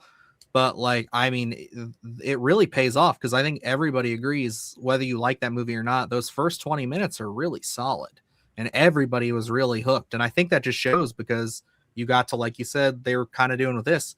They watch it, they test it, they see it. They're like, okay, this isn't working. Let's move some more stuff around and see. It's very unconventional. But I think with where we were at with technology and just how, like, I mean, shit, I have Adobe Express on my phone. Half of our thumbnails I make on my phone.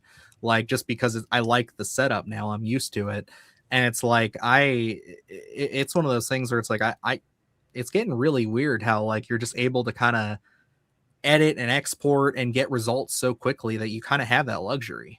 Yeah, I think that's really unique. And when we talk about like Markiplier's film coming out and doing the numbers that it did and really just being this such an independent effort, and us talking about, well, maybe we'll see a bunch of independent video games start getting adaptations for films, and then we have The Mortuary Assistant coming out. Now we have Exit 8 coming out in April. It's wild to see, and I don't know what the kind of how we're tied down to this, I guess I'll say, in terms of studios. But it's like to be able to see that, to be like, no, we're going to film something, we're going to edit it, and if it doesn't work, we're going to pivot. To kind of have that creativity, that creative control, so to speak, to be like, this doesn't feel like it's working, we're going to do something different, and because we really want to make this work, really just kind of opens up the door to almost bypass big studios, especially with Iron Lung doing what it did and seeing like, well, there's a whole nother world. It kind of does feel like when we talk about public domain horror and how that's really opened up a door, independent video games they're opening up another door. And when we talked about it, was it a week or two ago, about Silent Hill not producing what it did, and a lot of other video games not producing what it did, at least big mainstream video games are not. So this could be an outlier in terms of what we could be seeing in another subgenre with independent video games, especially if we do that work of director working with the creator and being like, yeah, how do we adapt this game? Let's bypass all this other stuff of people who have no idea on what the actual tone of the game was, and let's do it ourselves. Yeah, it's like I like what Gracie had to say here. I hope Iron Lung gets more people into indie cinema. I like to keep people saying it's going to show Hollywood to take indie movies seriously. Yeah, but you need to support these movies too. Yeah, and that's the thing. Like, I agree with Gracie because like I know I talk about Skinamarink a lot, but it's like that was an $11,000 movie that literally made millions. Like, I think it made like $4 million opening weekend, and like that's not a lot of money. But when your budget is $11,000, what do you mean? Like 4 million? Are you serious? Like, they probably spent like $1 million trying to market it, and it's just like, even that, it's that's chump change, you know. So it's like the landscape is shifting quite a bit when it comes to this stuff, and I think like Markiplier's Iron Lung doing as well as it did. Now, I was excited to see. I thought it was at least going to be like top 10 opening weekend. That was my thought. I thought, hey, that'd be cool. Like, what did it get in the finals? What was it, like, it number came out 6? 7 in that first week. Yeah, it was number 2. Was it still number 2? I thought. You mean the second week? Are you saying the second? No. I meant the first weekend. Was it? I really thought it was number 2. It was like 17 million, wasn't it? Oh, okay. Let me see.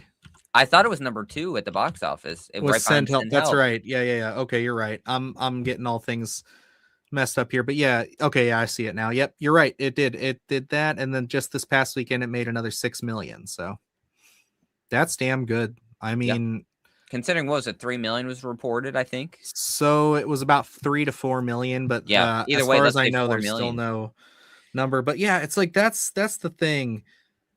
It's like you gotta, like what Gracie said, you gotta go out and you gotta support indie movies like this, indie horror, especially if you really want stuff that's like kind of cosmic horror, kind of like deeper psychological stuff, because that's the stuff that really gets the hard shake from studios. Like a movie like The Empty Man. I think it's a brilliant, scary, creepy, thought-provoking movie, and it just got completely dumped. And it's like, it makes no sense to me. So it's like, I just, if you like that kind of stuff and you want that kind of horror, and yeah, like Luke said, having, independent game creators working with independent filmmakers this closely, like, I love it. I think it's great. And I hope that we can kind of see more good results come from it. So I think it opens up so many different avenues. And again, when we talked about maybe streamers that have a huge following getting into, like Markiplier, being able to acquire the rights, or, being able to bring those smaller properties to the big screen and doing the numbers that they're doing, because Markiplier had a huge following. There are a lot of other streamers out there that have really, really big followings. If they follow suit and start doing these smaller video games to the big screen,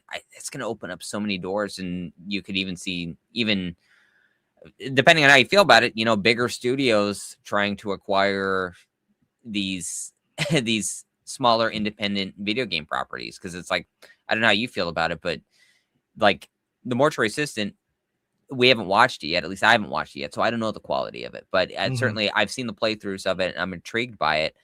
I wouldn't have any intrigue if Blumhouse was. Oh God, no! You know what I mean? Yeah, it's like it would have a vibe to it, No, dude, absolutely not. Absolutely not. I didn't know if you needed me to bop you in or not, Adrian. So sorry. I was waiting for an appropriate time to interject. Oh, you're good. I know you've been having a lot of. You might have to update your camera. You might have to update that or update your drivers or something, because I had that going on for a bit. But it's a weak cable probably. I'm excited. I mean, like I hope it's good. I want it to be good. I haven't heard anything about it, and I don't know what that means, because like I don't know how many people have seen it. So it's like it's one of those things where it's like it might just be like a smaller release and we just got lucky. Yeah. Or it's just one of those things where it's like it's really just not making any buzz. So, but we'll find out. That's going to be this week for sure. I know. I'm going to put a feeler out for Nirvana, the band, the show. If you don't want to watch it or cover it with me, it's like it's like not horror at all, but like I love that. I love the guy who makes it. I think that they're very funny. They're very awkward, weird humor. So it's like I just really want to support it if Neon will give us a screener, or if it's playing nearby. But it's cool. Other than that, like it's kind of going to be a slim week as far as releases go, I think. So, but then we do have Scream on the horizon. So why don't we cover? Oh, should we? Which story do you want to do? I said let's just hop into Scream coverage right now, because Scream coverage. You don't care for the rest of it. So I mean, the other stuff is we can easily. Insidious, we have a trailer eventually, or we can push it to next week, and Clayface as well. I mean, we don't have any visuals other than just kind of what we've talked about, what we're getting little tidbits of. So yeah. Nirvana, the band, the show, the movie. Yeah, it's that was a TV show. It's like a sketch comedy kind of like show. It's very funny. But it's one of those things where it's like, yeah, that's gonna be a huge, like hopefully like underground comedy hit. I want it to be as good as I'm hoping it's gonna be. I've heard a lot of stuff getting hyped up about it for years now. It was like a movie that got finished like before COVID, and then it's just been like in limbo and hell trying to find distribution or something, which I don't know. Everybody who's heard it says it's super funny. So I don't know, kind of like a Borat type deal too. A little bit of that. So very nice. Yeah, very good. But alrighty, yeah. Why don't we hop into this week's Scream review? Yes, we are getting back into what is this, Woodsboro? Yeah, we're back in Woodsboro. Back here again, hanging out with our friends. We just left Scream 4 on a high note. Honestly, a really good time. Wes Craven came back, delivered with a really great entry, which I think all of us kind of said was probably our second favorite out of the series so far. It was nice to revisit it. Adrian got his first experience with it, and now we come to the second generation of reboots here. The 21? 2022. 2022. Good Lord. Scream. Right before Scream. Atticus. Right. Yeah. I was about to say Scream 5. I'm like, actually, it's just Scream. Why? I don't know. I don't think anybody really thought that one through, except, oh, it's a legacy sequel. It's like, please stop making things confusing. But yeah, this one, in a way, I think kind of got our butts back in the saddle a little bit on podcasting and talking about movies. I think we just bitched about this one so much to each other. We were like, we need to start talking about stuff again. I think that is that accurate, or am I making that up? What was the question?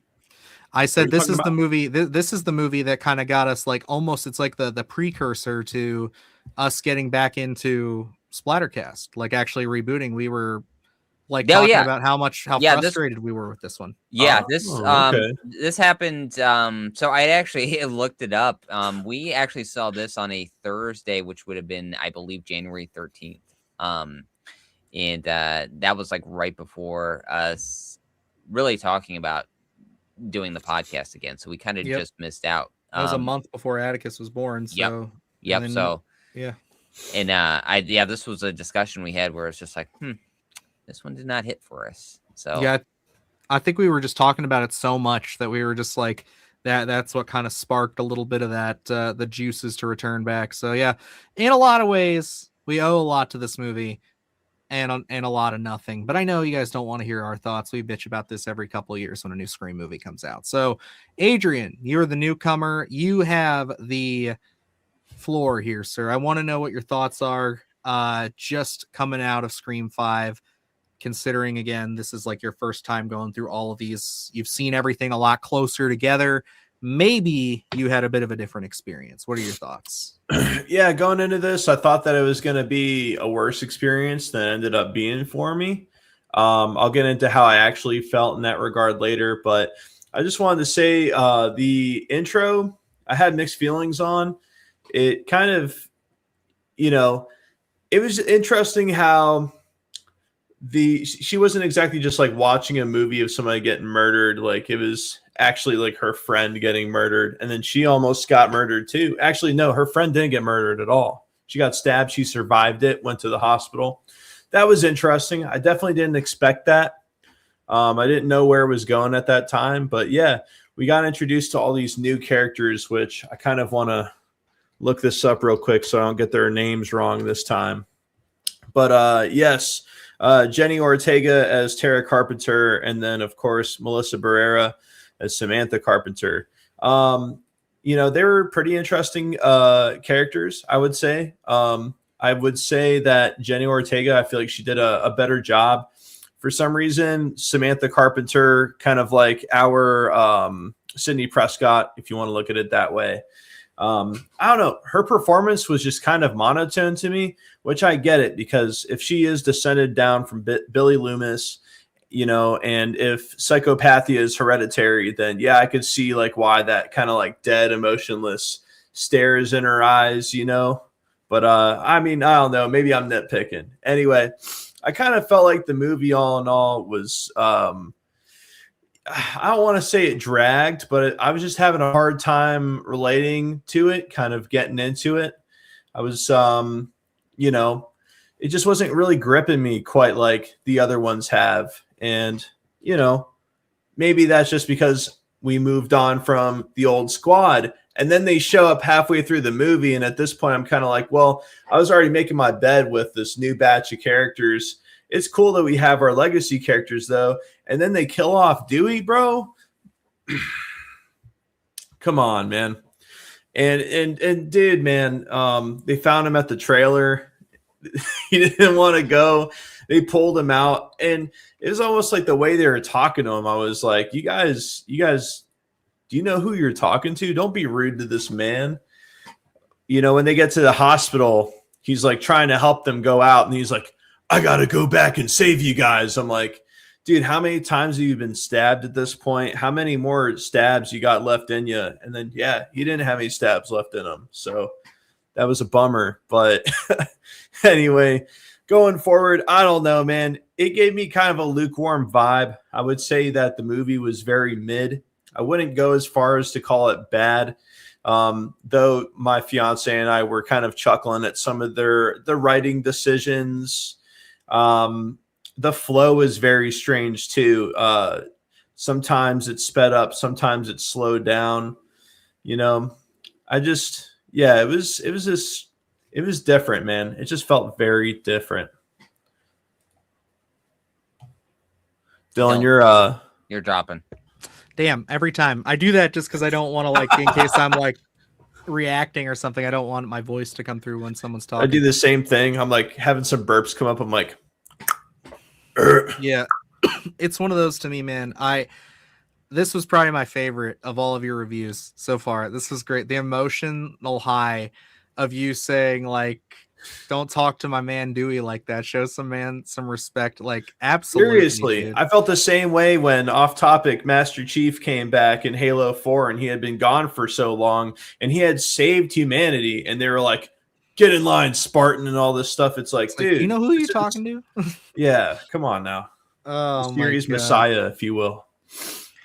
It's one of those things too, dude. Where it's that was.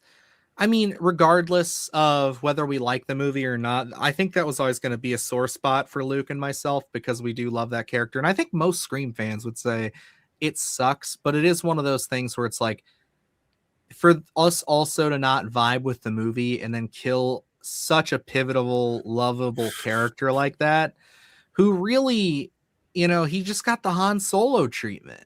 I know this is a movie making fun of requels, but he got the Han Solo episode 7 treatment. He showed up, he was kind of just, rough, scruffy, but he had it in him. Everybody loved having him back. It was exciting to see Dewey. He was making us laugh. We were enjoying his presence. Every time I watch this movie, I love David Arquette in this. He's so good. And then they kill him and it breaks my fucking heart every time. I hate it. It's just, man. And plus how come he has to break up with Gail off camera and then get back with her again on camera? That was kind of a tradition too, but he didn't get to live to see the end of it. Upsetting. That is also the weird thing to me, how it's you don't have the full reunion. He dies before. Yeah, they Sydney, never right? Meet. Yeah, or is it Gail? No, it's Sydney. Yeah. Sydney. Yeah. Yeah. He talks to Gail briefly. Gail for 1 second. Yeah. It's it's stupid. It's basically he didn't, but yeah, it's frustrating. But again, that's whether we like the movie or not, we would have been upset with that. Just, it would have been what it is. But hey, the rest of the movie has a lot of issues for us, but I'll let Luke have some peace on it for a second. Yeah. For me, Dewey kind of just being chalked up. The way I look at it is Dewey was there, unfortunately, to get Gail and Sydney back together because Sydney was not coming back to Woodsboro until Dewey's death. And it's I think that character of Dewey deserved way more. I think Scream 5 should have been Dewey's film. I think Sydney should have just been that phone call and that should have been in. I'm staying out of Woodsboro. Gail could have shown up and did her reporting stuff, and it could have been a Dewey Gail kind of still not being back together. But I love one of my favorite scenes is seeing where Dewey is because we see everything's happened. We're picking back up with his life. He's in a trailer. He, you can tell he's catching Gail's newscast in the morning. That's it's the only thing that he does in the morning. And I love that line that he says, "Mornings are the best because I get to see you." That's what I love for my Dewey character. And it's I wanted him to be, when we get toward the end, I love that they call out Dewey had it from the very beginning. It's the boyfriend. He said, Look at the boyfriend. Always the smartest motherfucker in the room. When I say, when we talked about, when he's shooting. He pays attention. Yeah, and it's like, in 3 where he's like shooting the guy when he's shooting Ghostface in the chest, and they say head, and he shoots him directly in the head. He always comes through in that moment. He knows everything. He knows. He's way smarter than he gets credit for, and I love that aspect. He should have been the know-it-all. He should have been the guy. He should have been their oracle, I think, throughout that. And for the film to kill him halfway through and treat him, that's how we get Sidney back into Woodsboro, I think was such a huge misstep, because you could have really built us if we had a clear direction and we didn't get muddled with, what happened with Nev Campbell in 7 and stuff. It should have been a gradual progression to get Sidney back, where it's like we have Dewey back. He's helping the kids out. He's really coming through. And I think for him to die in that, and for this to be a very just okay kind of film, and just being as mid as it is, especially having I remember me and Dylan going into that, and I say, I have confidence in it because Scream has never disappointed me to an extent. I think it's never been like a total dumpster fire. Like, we've never felt dissatisfied. Dude, and the kills were fun. Mm-hmm. And I think for that to be such a misstep, and this is a film where I watch it every time and I'm like, man, if they would have did this, it would have been interesting. They have so many tidbits of stuff. I remember talking to Dylan. I whispered to him in the theater, it would be interesting in that moment if they would have killed Ghostface instead of Dewey, and we would have unmasked a Ghostface midway through the film. Mm-hmm. And I always thought it'd be an interesting dynamic if it was one of the twins, because there was no way they were going to believe that the other one wasn't involved. But if they weren't, and it would have been like, well, who the hell is the other Ghostface? It would have been such a way more interesting whodunit, because it's like, well, how would you not know your brother or your sister was involved in this? And it would have been instant. That's who we would have shed the spotlight on. And it would have been like, who else could it be? And I think it would have been an interesting way to, we always wait till the end for the unveiling, but if we did it midway through, it would have changed the dynamic, of to turn it on its head to be like, what else is going to happen in this film? Yeah. And I'm kind of with Mr. Boone, I believe it was here, because I felt that in the 3rd and 4th movies. I was like kind of expecting one of the main characters to get killed off, sort of. I thought that's where they were going with it. So I kind of do feel like, eventually, like, these characters got to meet like an end. But I'm also with you, Luke. I don't think it was the one he deserved. I think if you haven't seen the documentary, You Can't Kill David Arquette, you can't appreciate Dewey until you've seen that. So I think you guys are all posers. So I'm just kidding. No, I think this is just a character that, like, I think because I do see Necro saying Dewey got a better ending in Scary Movie than he did in Scream. But it's like I think, like, I think it's just because of Scary Movie, of just being a fan of David Arquette in general, but then also just loving how Dewey has just been around. Like, he has been a constant. He is one of the main trio. In my opinion, after sitting on this for a long time, I always agreed that I love Luke's idea of revealing a ghost face halfway through. I think that's so smart. That would be so fun and change it up a lot. I think, like, for me, one of the things looking back on it, I almost wish that if we had killed anybody, I wish that the opening kill of this movie was Gale. Yeah. Could you imagine having Dewey have to, like, almost, it's like, if you wanted it, I would have said, like, you could have had it be almost like 2 openings in a way, where it's like Gale is or also early on in the film. I think you almost have the same effect where we see it opens up like with Drew Barrymore, in a sense, where it's like, there's no way they're going to do this. And then they do it. And then it just turns into Dewey kind of not only grieving, but helping get these kids through, and then almost being kind of like what he was through this, where he's like that Han Solo type, or he's like that, I would almost say like a Steve Harrington. By the time Sidney Prescott shows up in 6, if we were doing this my way, like you said, he's got that rapport with the kids. It's like he's helping them out. He's almost like the big brother, uncle type, who's kind of like, he almost has a purpose again. You know what I mean? After Gale getting taken away. Yeah, that's true. And I agree. Every time I watch this, I go on a rant, and I was telling my wife about it, where it's like, I was like, Gale should have been the one that had been killed in 5, where it's like, I understand where Mr. Boone's coming from, where it's like, I was sick of no one dying. I get it. I think Gale should have been the one that would have been killed by Ghostface, because you would have got more mileage. I think one of the most underrated relationships in this that a lot of people don't talk about is Dewey and Sydney. He's always one of the best for Sydney. He's always withheld information when you look at like number 3 of I'm not telling you where she is, and he always makes sure she's taken care of. So it's like we never really saw just that pairing. It's always been the trio. We never really saw Sydney with Dewey, and for Gale to be out of the equation and to be like Sydney and Dewey together trying to figure out everything and avenge Gale's death, I think that's where you get the mileage out of. And I think that's why I get so frustrated with this film, where it's like I'm just sitting there watching it and it's like, well, you could have done this or you could have done that. There's like so much mileage out of these characters that you could do from a relationship perspective, and then you just missed out on. And it's like, you know, anything that bring Dewey back would just be like such a miss, to be like, yeah, you realize your mistake and you're going to bring him back, or whatever the hell they're going to do in Scream 7. It's just such a misstep. You can't, you know, redo it. You can't rekindle it. I don't think anymore. What we have is too definitive, where I don't know. It just, that's always going to be such a sore spot. And like, I'm not saying Dewey can't die, but he should have died in a better film. And I just want to say, no hate on Mikey Madison at all. You want me to believe that's her? Again, yep. It's like she's, because 1000%. like I'm saying is like, it's not even that like, oh, she's a girl. I'm not like doing that shit. I'm saying she is how tall is she? That's because like she's a shorter lady, and like she's 5'3", guys.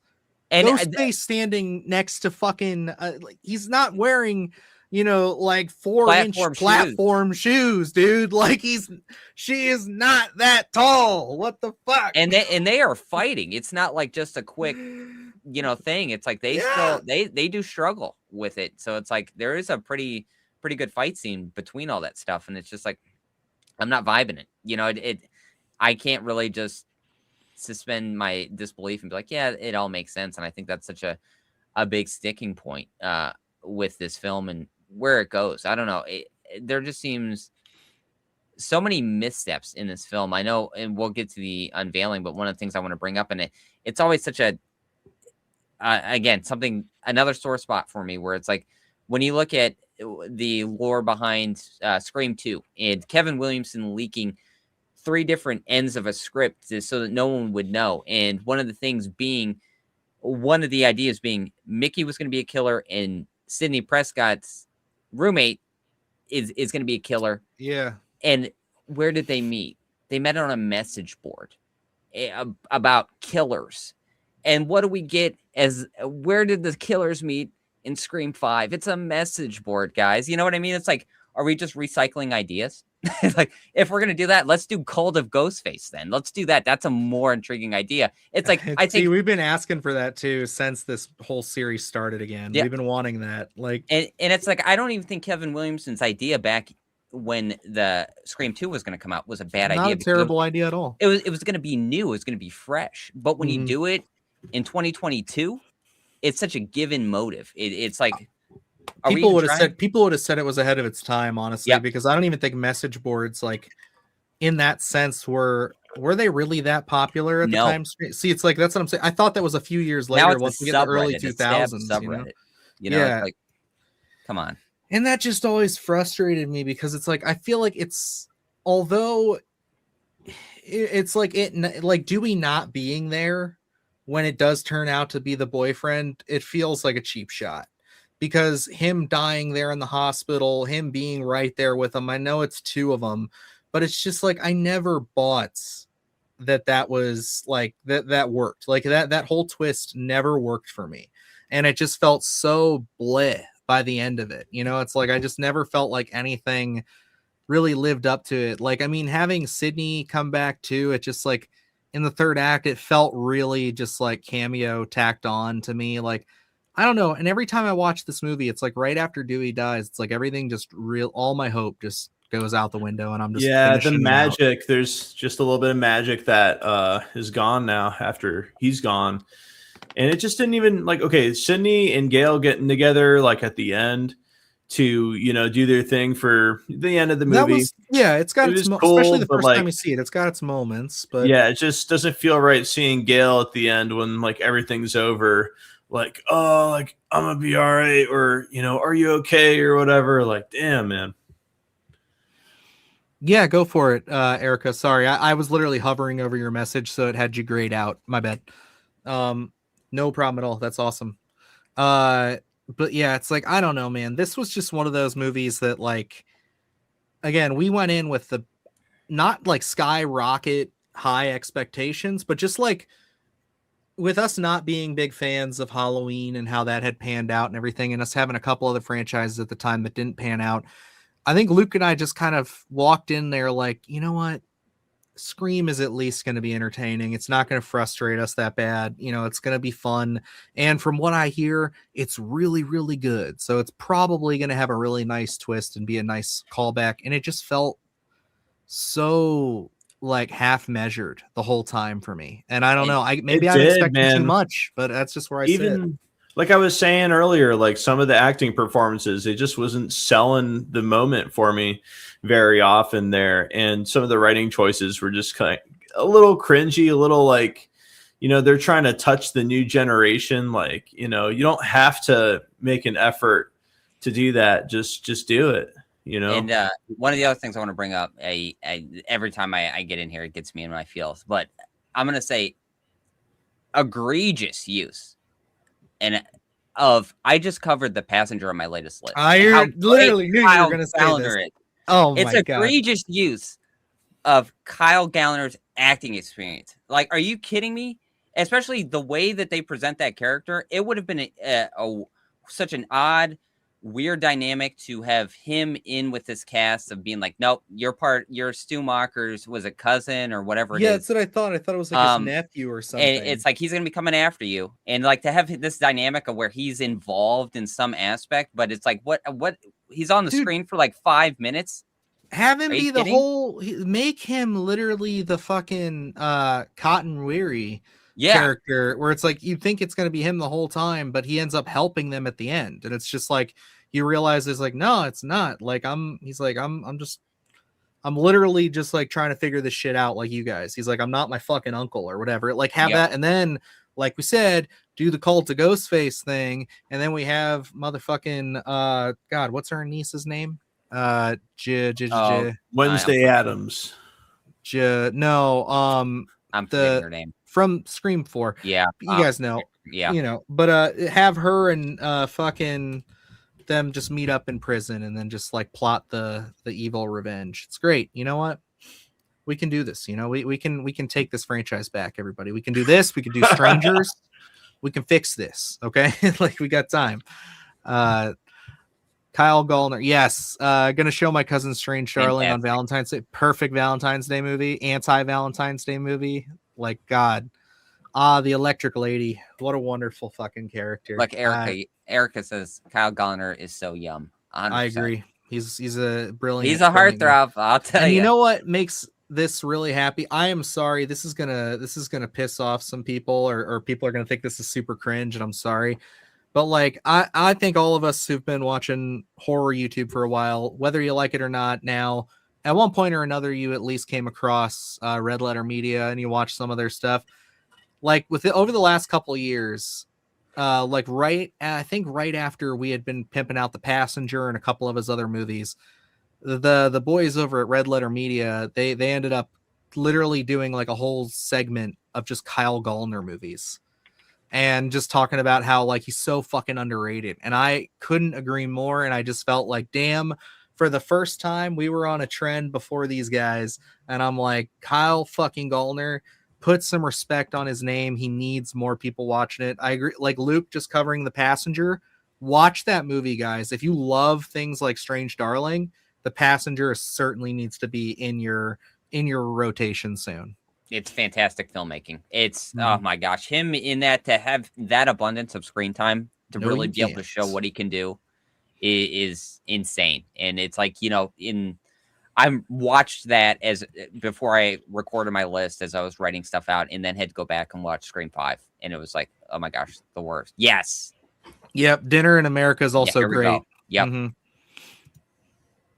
Yeah, I was looking for I want to find because it's like a dark comedy, so I want to find a reason to cover it on a list eventually. Yeah. Maybe we could do that since you've liked that one too. Maybe we can do that on a top 10 eventually. We'll find an excuse because I do want to talk about that one. Just he's just like those the little run he had there between like that, the passenger, even Smile and Smile too. Like, you know, his role was really great in that. He did a great job. And it's like I just think the dude is literally on he was also in a show in the I want to say it was the 2015 2016 called The Outsiders. Pretty good show about like mountain people. He was in there for a little bit. I liked him a lot in that. So I'll have to check that one out. I haven't seen it. Yep, and we were just talking about that, Erica, that's exactly. He's so wasted. And you know what sucks is I forget he's in this now every time. And when he shows up in the bar, I'm just like, what the fuck? Why does this guy only have like one line? Like, what is this? What are you doing? Like, oh my god. Yeah, dude, his Oneer and Smile too is one of my favorite like openings. I think like when I think about like over the last few years as openings that I think are kind of underrated, I saw that one again. I just watched the opening on YouTube and I was just like, this is really fucking good. And I think, didn't you walk in late on that one? And that's what I was just about to say. I've only seen like, the end of that. I still have yet to see it. Watch that again, because I know we just did endings, but if we do openers down the road, because I know you've already done cold opens and stuff, that would make it on one of your cold opens. That would, I think so, because it's really I've had good. a couple comments on that, and it's one I still have to watch, so I'm gonna put that on my watch list because I remember seeing the ending and being like, "Good lord!" And I always meant to go back and rewatch it, and Smile 2 came out, and I never had a chance to sit down and rewatch it again. Mm-hmm. Yep. Yeah. Everybody else is like, there you go. We need a buddy horror. Oh, Necro, you son of a gun! Oh my god. That's such a great idea. A buddy horror comedy, Kyle Gallner, Justin Long. Like, I think they would go well together, especially like get them in something produced by like just on Shudder or something. Like they could really do some fun stuff. Yep, absolutely. Let's see. I remember seeing Twitter someone saying it would be funny if Kyle Gallner actually fell on the bulkhead and Smile too, and he responded, "Yeah, it was funny." Jeez. All right. Well, why don't we get back into Scream 5 here? I know we kind of departed into Kyle Gallner land here, but we can kind of give our wrapping up thoughts here because I think like overall, I think we've covered everything, but I do want to give this movie its flowers, like we've talked with a couple others. Let's talk about like favorite kills, favorite moments, because there are still, I think, some really solid parts in this. And I do think that the directing duo, I mean, this is Radio Silence. At least this was the three of them, right? Or was this when they were still a trio for the most part? I think it was just the two. Just the two? Okay. I don't remember, but it's around that. But they at least I have the page up right now. It just says the two of them. Gotcha. As directors.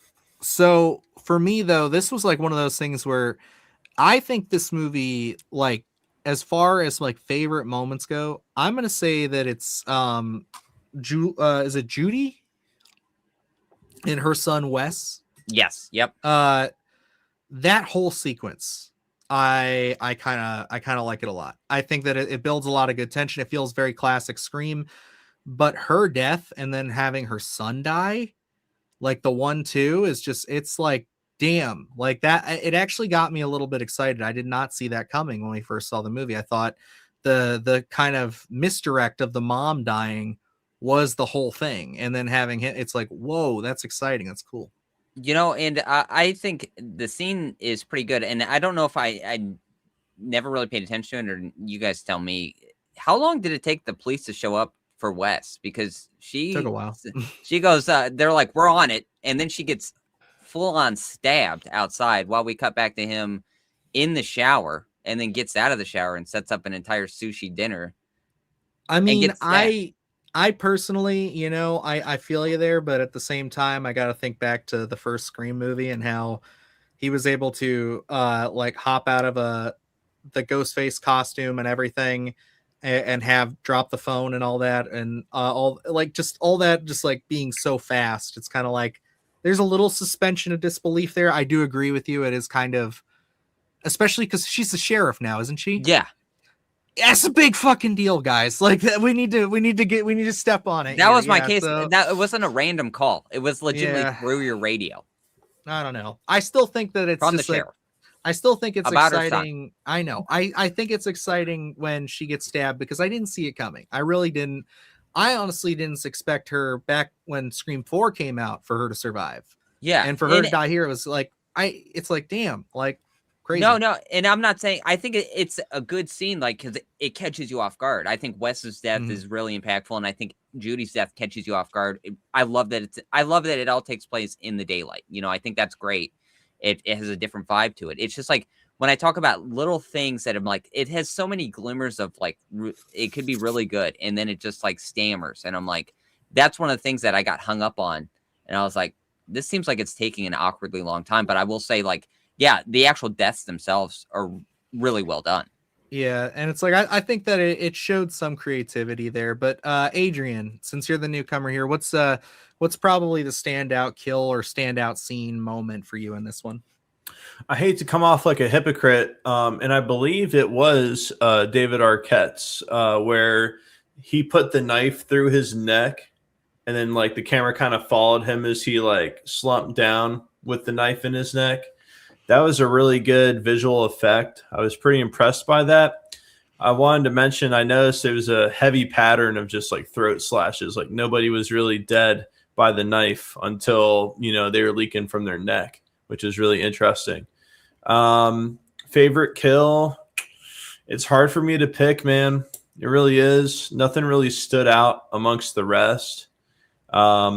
Each kill just felt kind of just nice, quick, clean, just boom, right in the neck. You know what I mean? Who got stabbed a million times? Oh yeah, that was Ooey at the end, right? Yeah, Huey. Yeah, I was like, what? The boys. Yeah. It's he got stabbed a million times, bro. Like Knife Fury, you know, like an anime scene or something. That was pretty rad. And you know, I hate to completely diverge from this, but we did totally skip over this, and it is kind of a point of contention. De-aged CGI Billy Loomis. He looked really strange because he's only slightly de-aged, so it's like it does come off a little funny looking in this one. It's a little better, I think, in Scream 6, but I have not seen that one but like twice. So it's like when I rewatch it this week, it's going to be interesting to see how it holds up. I completely forgot about that. Yeah. Her being kind of like schizo and seeing Billy a bunch of times. Like, it makes me wonder, did Billy also have kind of like a schizophrenic sort of schizo demon or whatever plaguing him? I don't like it. I think, Luke, you're not a fan of this either, are you? No. Yeah, that's like, you know, and again, I forgot all about it too. And I've watched this a handful of times, and like, okay, I'm gonna say one of my favorites. I like the fake out kill at the beginning. I like the cold open with Jenna Ortega. I think, you know, to have her not die was something way different. It gave a different vibe to the film, and that's why I think I got my expectation up. Where I was like, okay, they're really trying to divert expectation of what we know about a Scream film because the person at the cold open did not die, and I like that aspect of it. And I will say, even though the egregious misuse of Kyle Gallner, I do enjoy his kill. I think the red right hand accompanying the kill and all that stuff outside, it feels dirty, it feels grimy, and I like that. It is a really good kill. It's nice. Yeah. You know, and I think this film has a really good setup in that aspect of it where I'm like, I like where this is going. And then it falters. And this was my experience this time where I forgot about Billy Loomis. And I'm watching this. I'm like, why don't I like this film? And then Billy Loomis shows up in the backseat of the car. And I'm like, I remember why I don't like this film. And then it's like, I hate it. I think it's so dumb. It looks so off-putting. The de-aged Skeet Ulrich it does not vibe. It doesn't work. It feels so hammy. Erica hit the nail on the head there with the lips. I think that's because it looks like have you ever seen, especially with StreamYard here, actually, have you ever turned on the like touch up effect and then turned it all the way up? It looks exactly like that. It makes you look like a hollow version of yourself. And that's where it's like, it feels they added in an element that Scream's never had, and we understand why it's never had it. It doesn't feel authentic. It feels like, you know, when they do the stuff in Scream 3 where we see some of Sydney's mother, and I'm like, that doesn't feel like a Scream film. The same thing here, where Paranormal Activity type vibe, kind of like loses something, demon possession type film. Yeah, it's one of those things for me where it's just like I do forget about it, but then when it does pop up, it's like it's just so weird. And I think like for me, there was a lot of just I just don't think there was necessarily a plan to draw this out like they thought they were going to, because like I think like it's very clear seeing this going into 6, like they started to kind of devolve their plan through 6, I think, but it was kind of clear they looked at this as a one and done, and I feel like the movie feels like that. And I just think like that's again something that I just wasn't big on. It's like, so we're just going to introduce these characters, have people show up, kill a major character, which again, I think is probably the wrong one to kill in my opinion. And then it's just going to be, just basically the same movie as the first with, the boyfriend, the other girl is the killer and stuff. It's like the reveal it just pissed me off in the theater when she turned and shot them with the gun. Like, it just was like, oh, come on, dude. And again, it's just like, there's just little things in there that just bug me, and I'll really have a hard time enjoying this one. But with that all said, I am excited to discuss Scream 6 next week, because I like probably about 85% of that movie.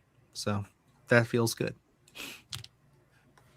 Yeah, I'm with you. I think we had a pretty good experience in the theater up until, where you get to a certain point, and it's just like, we won't spoil it for Adrian. Yeah, we'll get there. I think that one has a darkness to it that it did deliver to a certain extent on. There's some really good scenes in that. Yeah. I'm certainly excited to talk about that one as well. Mm-hmm.